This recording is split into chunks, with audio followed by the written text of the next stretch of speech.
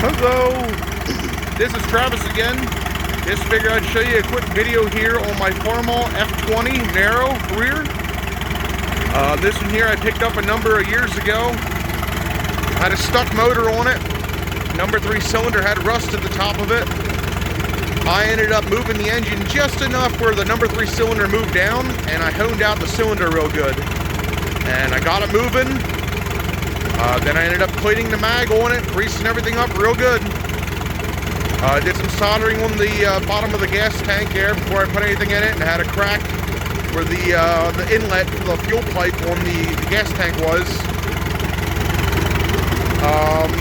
First time I started it, my dad pulled me with, we had a little Farmall A. The pull start this thing, popped it in 3rd gear while he was moving me, and it cranked the engine over, fired right up. Now there is a little trick on these, because I was afraid to fire with a hand crank for my first time. These things have a notorious reputation of breaking people's thumbs when you start them, but it isn't as bad as people say. It just comes down to how you hold the crank when you're starting it. Now, this is the crank for this F20. Fits on there. I'm not starting it, but normally when people crank these, they hold them like this. And what it does, when it kicks, it's going to spin backwards. And when it does, it puts all that pressure on your thumb. And what it can do, it can actually break your thumb, or at least hurt you real good. Now the trick to hold these is to hold them like this when you're cranking these old F-series or the regulars, or any hand cranker really in general. Now when it kicks, this thing here, it will actually kick, and it'll give you a chance for you to move your hand away. You'll throw your hand. So it makes it much safer. And if you learn that, or do that, if these things aren't quite as bad as what most people let you believe. Now this is a bit of a unique model. One, because it's being a narrow, and they weren't quite as popular as the wide tracks. And by narrow, I mean the rear end on this thing, tire to tire is around 6 feet, 6.5 feet, where the normal wide track F20 would have been around 7 to 7.5 feet wide. See, these older tractors, unlike the H and M and C, you could not move the rear wheels in or out. So you had, when you bought the tractor, you had to more or less make your decision there what you were going to use it for. Now this one here also has a PTO extension. Originally your PTOs ended up right up there in the rear end. This was actually manufactured aftermarket. I'm not quite sure whom made them, but it was so you could hook up your more modern attachments. I personally run a 6-foot brush hog on the back of this thing already. Got a 4-speed in it. This here has the normal, just the standard 4 speeds, no high-speed gear, or at least not in the main tranny. This one, steering wheel, obviously. This one here is to set your mag. Here it's running a little different. That's retarding it. This here's advancing it. This here's throttle. This one here, normally these would have had hand brakes or an optional foot brake setup. I believe International made them. It's an aftermarket. Now some farmer made these too. They are not stock brakes. There's originally one of the hand brakes. They turned it into an emergency brake. So kind of unique. What makes this thing a little different from most F20s though, it's got a high-speed gearbox.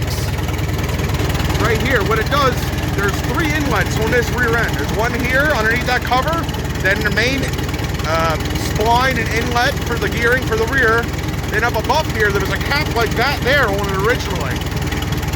I pulled that cap off, and I bought this on eBay here a while back. And installed it, because at the time I didn't have a truck big enough to take it to shows, so I drive it instead. But what it does, when you put it in neutral, this main tranny, this middle shaft ain't powering the rear, but what it's doing, there's a gear up here you engage, and what it does is all the power goes into this upper spline, and this here actually gears you up quite a bit. And what it does, instead of doing about 4.5 miles an hour, this thing will do about 15, 16. It's scary. On this thing here, you put the main tranny neutral, hit your clutch, and that'll give you a road gear. Another unique piece. This is an all fuel, and I believe all the F20s kind of were. There is your original gas tank right here, and this here would be your kerosene tank or distilled. This one here anymore, I'd run pure gasoline in it. It's just easier, it saves you trouble. Just altogether a nicer setup. You got your toolbox. This one here, that's your rain cap on these older tractors. This here is an aftermarket manifold. The original one would have ran a bar from here to down in this area, and it would open and shut a flapper. So it would heat your manifold up more, heat your motor up more, so it burned the distilled fuel or kerosene you had in it. Right here, these F-series Farmalls didn't have freeze plugs, to my knowledge, so they're notorious for cracking in the water jacket. Now, it's pretty rare you find one without a crack, but obviously this one had one. Now, just the water jacket is just for cooling the motor. There ain't no pressure. These don't have no water pumps on them. So I emptied everything out, cleaned it up real good, and just slapped some JB weld on it. It's been holding for the last 15 years, and I haven't had a single leak from it. Carburetor's a rebuild. It's another carb I found for it. The original one, for somewhere it was sucking air, and I couldn't figure it out. I had it apart about a half dozen times. The thing would either run half the full throttle constantly. There was no in between. Wasn't a big fan of that. That throttle arm back there I was showing, that actually runs this bar out through. This right here comes down here, and that works the governor back and forth for your carburetor. And it more or less acted as an override. A governor overrides all your throttle was in these early F20s. But here is one of the weirdest options I've seen. I've yet to see another Farmall with it, and I'm sure there's some out there. It's called a pigeon-toed front end. It probably would have been for doing potatoes or real narrow crops. It's an oddball, and I can see why.